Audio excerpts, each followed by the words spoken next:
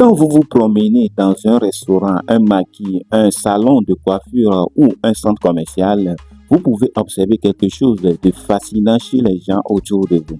Regardez de plus près leur comportement, leur choix et la façon dont ils manipulent leur argent. C'est à quoi vous assistez en direct. C'est la démonstration exacte de pourquoi certaines personnes construisent de la richesse alors que d'autres restent piégés dans la précarité financière tous les jours ou bien toute leur vie. La triste réalité, c'est que la majorité des gens vivent d'un salaire à l'autre ou le jour. Et ce n'est pas parce qu'ils ne gagnent pas assez d'argent. Lorsqu'on demande aux gens s'ils sont capables de faire face à une urgence financière imprévue de seulement 25 000 francs CFA ou de 50 000 francs CFA, la réponse est choquante. Presque une personne sur trois avoue être complètement incapable de la couvrir sans s'endetter. 50 000 francs CFA, c'est parfois moins que le coût d'une fête de week-end ou d'un vêtement de marque. Et pourtant, cela représente une catastrophe pour des millions de travailleurs. Ce problème ne touche pas seulement des employés payés au SMIC ou ceux qui ont des petits métiers.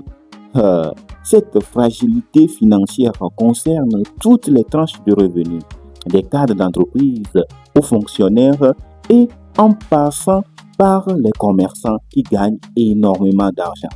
Ce qui est encore plus troublant, c'est que vivre fauché n'a rien à voir avec la quantité d'argent qui entre dans votre poche chaque mois. Vous avez sûrement déjà croisé des personnes qui gagnent beaucoup d'argent, de gros salaires, qui revoient ou bien qui récupèrent beaucoup d'argent, mais vivent dans un stress financier permanent.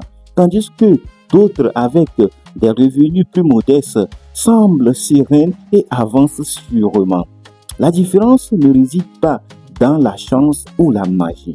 La différence repose dans les décisions quotidiennes que les gens prennent avec leur argent. Ces décisions créent des habitudes et ces habitudes déterminent si vous allez passer votre vie à stresser pour l'argent ou si vous bâtirez une vraie tranquillité financière. Alors, aujourd'hui, nous allons analyser les raisons principales pour lesquelles tant de personnes restent bloquées financièrement et surtout, comment vous qui me regardez, vous pouvez éviter ces erreurs-là. Alors, regarde la vidéo jusqu'à la fin pour ne rien rater car je vais te partager toutes ces erreurs-là ici. Pour laquelle les gens restent fauchés semble presque trop simple, mais elle est cruciale. Ils avancent sans aucune direction financière claire. Si vous deviez voyager de Cotonou à Abidjan ou de Dakar à Bamako, est-ce que vous monteriez dans votre véhicule pour rouler au hasard en espérant arriver à un bon port? Non, évidemment que non. Vous planifiez votre trajet et votre budget. Et pourtant, c'est exactement comme cela que la plupart des gens gèrent leur argent. Ils gagnent, ils dépensent, ils dépannent les proches, ils épargnent peut-être un peu s'il reste quelque chose, mais sans aucune destination précise, sans objectif clair. Chaque décision devient floue. Devez-vous acheter ce dernier téléphone à la mode ou placer cet argent dans un projet rentable? Lorsque vous avez un projet précis comme réunir un apport pour acheter un terrain ou lancer un business d'ici 2 ans, chaque dépense est analysée au près.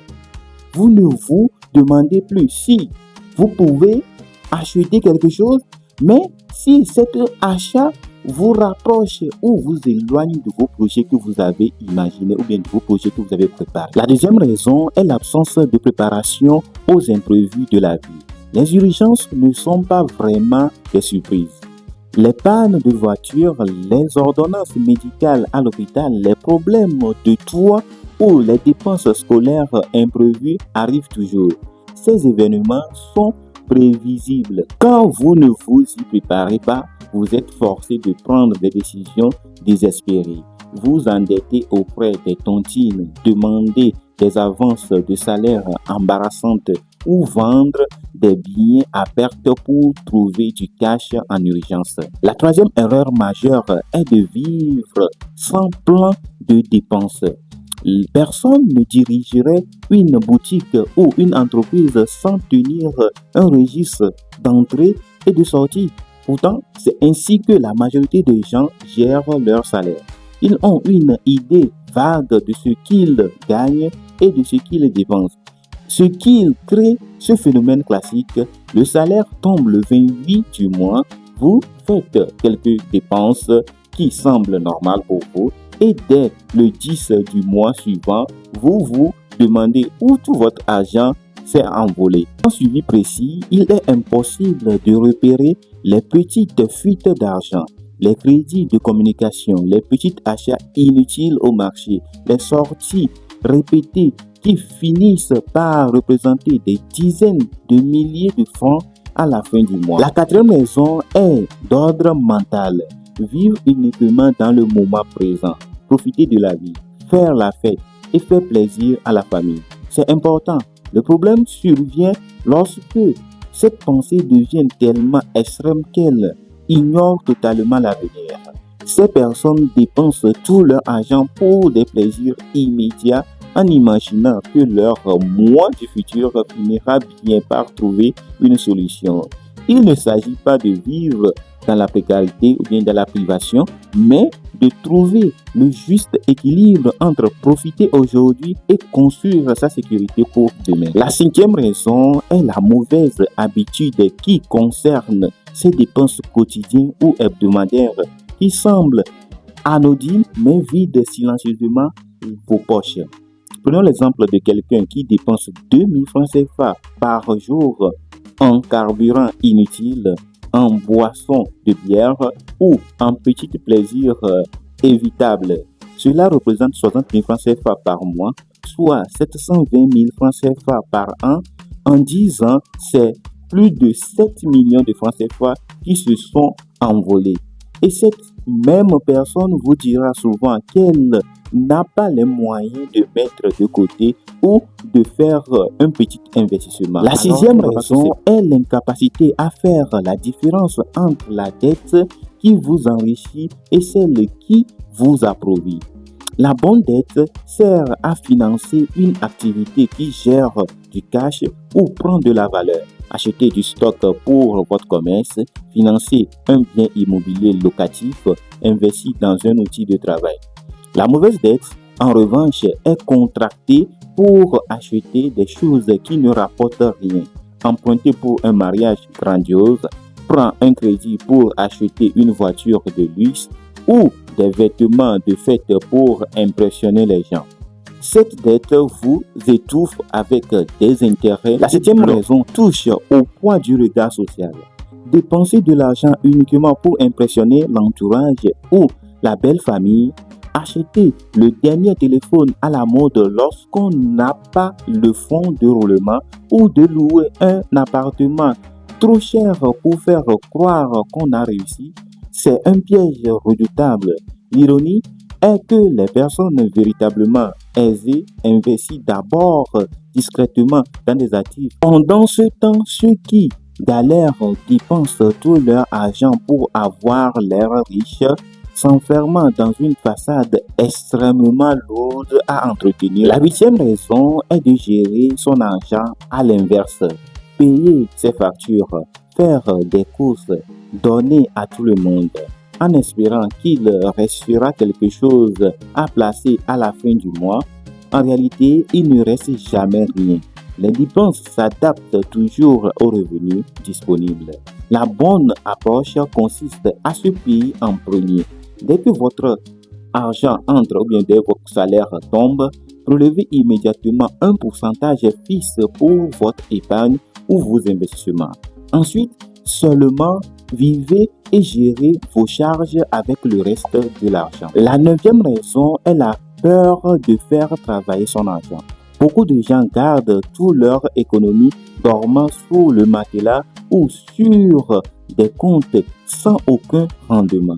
Ils refusent d'investir dans des projets dans l'agriculture, dans des fonds de placement ou dans du commerce par peur de perdre un peu d'argent, sans en réalité que la cherté de la vie et l'inflation détruisent silencieusement leur pouvoir d'achat chaque année. Garder son argent immobile est en soi un risque énorme que tu ne connais pas. La 10e raison est de compter uniquement sur un seul salaire ou une seule activité. Penser qu'un seul travail suffit pour garantir son avenir est dangereux. Les crises économiques et les licenciements arrivent vite.